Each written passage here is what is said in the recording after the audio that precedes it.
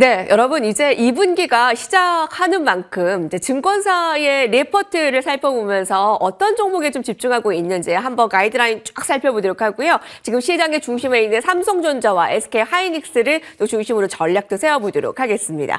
유니스토리 자산운용 김장열 투자전략본부장께서 자리하셨습니다. 안녕하십니까? 네, 안녕하세요. 네, 어제부터 비가 오는데 오늘 네. 새벽에도 비가 오네요. 그래요.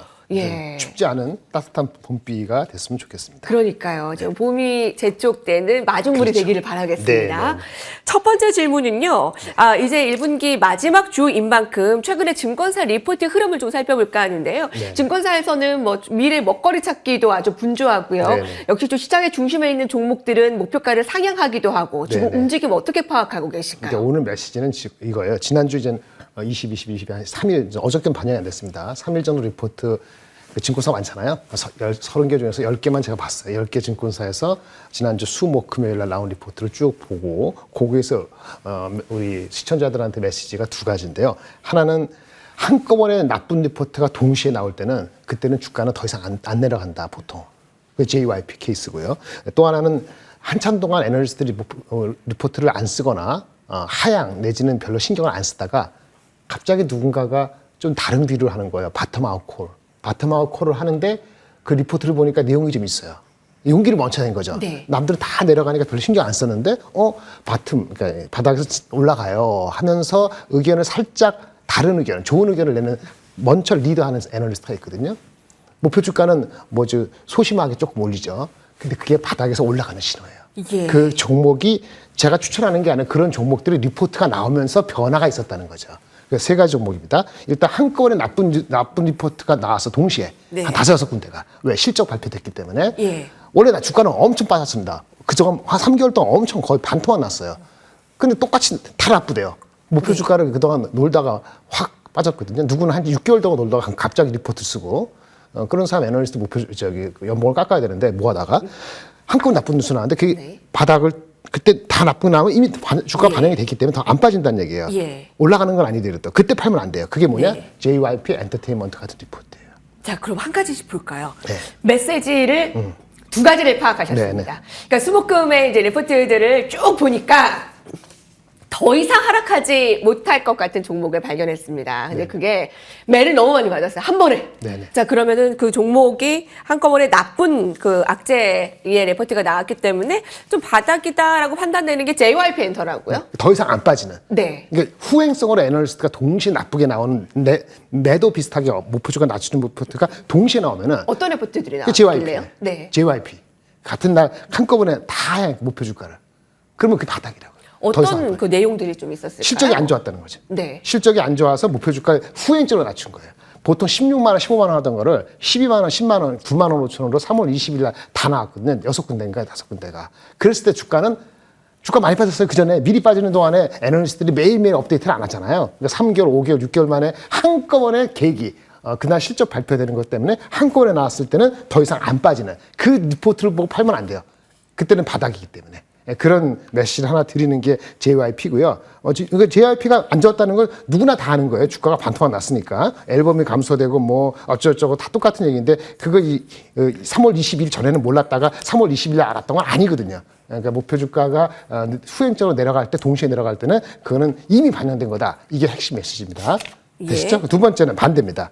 이미 벌써 사람들 신경 안 썼어요. 이 주식 별 신경 안 쓴 거예요. LG생활건강. 안 팔린다. 아모레퍼시필. 중국 때문에 안 팔린다. 그래서 주가 이거는 3분의 1 토막 났죠. 옛날 대비했을 때. 그렇죠?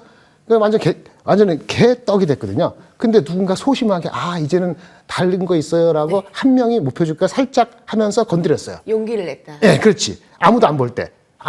그럴 때 턴어라운드 되는 관심을 가져야 돼요. 그 리포트 나오기 전부터 약간 움직이더니 그 리포트 나오고 꾸준히 올라가는 게 LG생활건강이죠. 이건 중국 때문에 망가진 건데 이미 주가가 다 반영된 상태에서 누군가 용기를 내가지고 반영을 시키는 첫 리포트가 나올 때에서 반대로 변하는 첫 번째 용기 내는 리포트를 한번 봐줘야 된다. LG생활건강이 그런 케이스라고 말씀을 드릴 수 있겠죠. 리포트를 보실 때는 그래서 한꺼번에 똑같은 목소리를 낼 때는 그거대로 하면 안 되고요. 누군가 다른 리포트를 처음에 낼 때 그거대로 하시는 게 중요한 겁니다. 그것이 LG생활건강하고 JYP를 대표적으로 제가 가져왔습니다. 네, JYP 엔터와 LG생활건강을 중심으로 한번 레포트의 특징을 살펴봤습니다. 자, 여기서의 매도, 특히 악재거리를 다 찾아낸 레포트들, 여기서 이제 한꺼번에 나쁜 악재가 나온 JYP 케이스와 별로 신경을 안 쓰다가 이제 뭔가 턴어라운드를 발견한 LG생활건강. 그 상향 의견된 그 기업들을 조금 몇 개 더 찾아볼까요? 또 그런 게 있는 게 조금 지났겠습니다만은 삼성 SDI도 마찬가지죠. 2차 전지 안 좋아서 아무도 안 보고 있을 때 삼성 SDI가 너무 많이 빠졌거든요. 주가가. 근데 누군가 목소리를 내가지고 목표 주가를 살짝 올렸어요. 똑같이 LG생활건강 똑같이 주가는 그때부터 바텀업이 된 거예요. 그래서 올라갔고, 물론 그거 리포트가 나오고 한 며칠 뒤에 뭐가 나왔냐면은 인베스터 그 배터리 데이, 인터 배터리 데이, 그거 해가지고 더 계기가 촉발됐죠. 그래서 새로운 리포트가 바텀에서 나올 때 용기 내는 리포트는 봐줄만 하다라는 것을 SDI하고 LG생활건강 같은 경우가 있고요.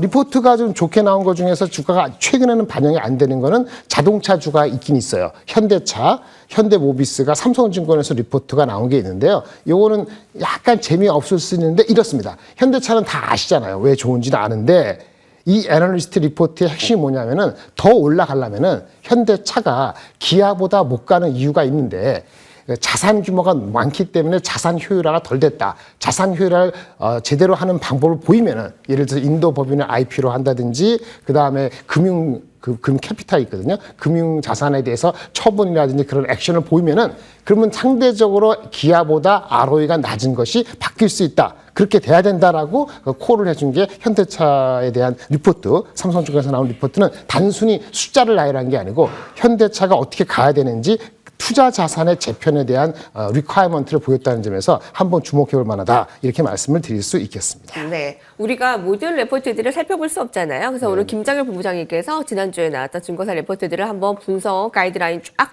해주셨습니다. 자, 이제 오늘의 완전 주제인 AI를 타고 이제 반도체 이번의 실적은 과연 어떨 것인가 네네네. 너무나 궁금합니다. 사실 근데 반도체 업계가 내달 초에 이제 실적 발표를 앞두고 관심이 높은 이유가 지난해에만 삼성전자 반도체 사업을 담당하는 DS 부분이 15조 원에 달하는 적자를 내지 않았습니까? 네네. 그래서 4개 분기 연속해서 조단의 적자를 기록한 건 이번이 처음이기 때문에 이번에 1분기 실적 발표 흑자 될 것인가? 그리고 네네. 흑자 규모 어떻게 될 것인가? 그게 관건이 될 것 같죠? 네네. 1분기 실적에 대한 기대치는 지금 3월 초, 오늘 3월 말이잖아요. 3월 초에만 하더라도 1분기에 대한 실적 가이던스가 아니고 애널리스트들 평균 목표, 평균 영업이익 추정치는 4조 4천억 정도였어요. 평균입니다. 위아래 있는데, 제가 지난주 말에 이렇게 계산해 보니까 한 4조 9천억 가까이로 높아졌어요. 5천억 정도. 왜? 아주 최근에 나온 리포트 5개를 보니까요. 다 올랐어요. 5개 중에 4개가 5조 이상이에요. 그리고 어저께 나온 리포트는 무려 5조 6천억을 적어놓은 들어 있어요. 그래서 최근 6개 중에서 5개는 5조를 훌쩍 넘는 기대치를 반영을 했어요. 네. 그러니까 이번 달 초에 4조 중반에 있던 목표 이익에 대한 컨센서스는 거의 5조로 다 다가온 거거든요. 그래서 5조 이하가 나오면 실망입니다. 5조 이상 나와야 돼요. 네. 하이닉스는 역시 지금 표면적으로는 업데이트가 안 된 게 많아서 1조 3천억 정도 영업이익을 1분기에 기대하고 있는데 최근에 나온 리포트를 기준으로 하면은 1조 한 6천억대가 나오고 있어요. 이거 높아진 거죠. 그런데 무려 어저께 나온 리포트 어느 증권사는 이 친구가 좀 잘못한 거 아닌가 싶은 생각이 드는데 2조 3천억을 잡아놨어요. 네. 이상하죠. 왜냐하면 1조 6천억을 2조 3천억을 엄청 차잖아요. 근데 그 애널리스트의 그 가정, 디램 랜드브 가정은 다른 데랑 크게 다르지 않거든요. 근데 봤을 때 2조 3천억은 약간 오바이거나 아니면 뭐 재고평가 손실에 대해서 엄청나게 파지티브 하든지 하는데 하여튼 최근 나온 숫자는 1조 초반대가 아니고 네. 1조 후반대에 가깝기 때문에 네. 삼성전자 5조 이상, 하이닉스 1조 후반대의 기대치가 최근 높아진 거예요. 네. 이거의 가장 큰 이유는 엊그저께 나온 마이크론의 실적을 통해서 삼성 하이닉스도 디램하고 낸드 가격이 특히 낸드 가격이 생각보다 많이 치솟을 수 있었겠네라고 기대를 갖게 되는 부분이 있기 때문에 그렇게 기대를 하는 거죠. 네. 자, 얼마 전 나온 뉴욕 시장의 마이크론의 실적을 보면서 조금 더 눈높이가 높아졌습니다. 자신감을 얻게 되었고요. 자, 삼성전자 코스피 3,000포인트 가는 데 있어서 가장 중요한 역할을 할 것이기 때문에 삼성전자를 먼저 봤습니다. 일단 5조 이상 나와야 된다. 그 살펴봤고요. 여러분 감기 조심하셔야 될 것 같아요. 네. 자, 그러면 사실 8만 전자라도 빨리 가자라고 했는데 분위기가 형성되니까 10만 전자 내친 김에 한번 가자 싶은데 네. 뭐 가능하겠죠? 일단은 애널리스트 평균 목표 주가가 아까 말씀드린 1분기 실적 기대치하고 올해 뭐 30매출 이런 거 기대치를 반영을 해가지고 삼성전자의 목표 주가 한 9만 원 중반대가 목표 주가고 하이닉스는 최근에 나온 리포트, 옛날 거 다 잊어버리고 최근에 나온 리포트는 평균이 20만 원이에요. 그러니까 봅시다. 시장에서는 삼성전자에 대한 기대치를 증권사에서는 9만 5천 원, 20만 원 가고 있어요. 그거에 대한 저의 개인적인 생각은, 제 개인적인 생각은 이 목표 주가가 진짜 되려면은 25년도 실적에 대한 기대치까지 땡겨져야 될 것 같아요. 어느 정도. 네, 내년 실적까지 그렇죠. 챙겨져서. 근데 25년도 실적이 뭐 내년 가서 아는 게 아니고 올해 2분기 정도 되면 알 수 있어요. 왜냐하면 그거 곱하기 4배 이상으로 잡을 수 있는 거기 때문에 따라서 1분기 실적이 잘 나오고 2분기 가이던스도 괜찮게 되면은 그때 되면은 2분기 어느 시점이나 3분기 넘어가기 전에 올해 연되기 전에 내년에 대한 긍정적인 톤이 반영된다면은 9만 원대, 20만 원대가 가능해 보이는데 지금 그거를 이게 설레발치는 건 애매하지만 1분기 실적만 제대로 나오고 마이크는 흐름을 봤을 때는 약간 디스카운트 하더라도 8만 원대, 한 18만 원 이 정도의 전고점을 뚫는 거는 다시 그거는 그래서 가시성이 있지 않나라는 판단을 갖고 있습니다. 네, 삼성전자, SK하이닉스 8만 원, 이제 18만 원 정도는 아마 그 전고점 뚫는 거는 가능할 것 같고 아마 10만 전자나 20만 X에 대한 그 기대감은 2025년의 기대감까지 끌어온다면 네. 그것도 좀 가능할 수 있는데 그렇게 와야지 ROE가 높아지고 네. 그래야지 PBR이 정당화되기 때문에 그렇습니다. SK하이닉스는 좀 HBM 시장에서 견고한 시장 지위를 조금 확고히 할 것이기 때문에 조금 더 기대감이 큰 것 같은데요. 자, 그러면 반도체를 중심으로 한 그런 전략들 그리고 또 그 외 살펴봐야 될 전망 짚어주시죠. 네, 일단은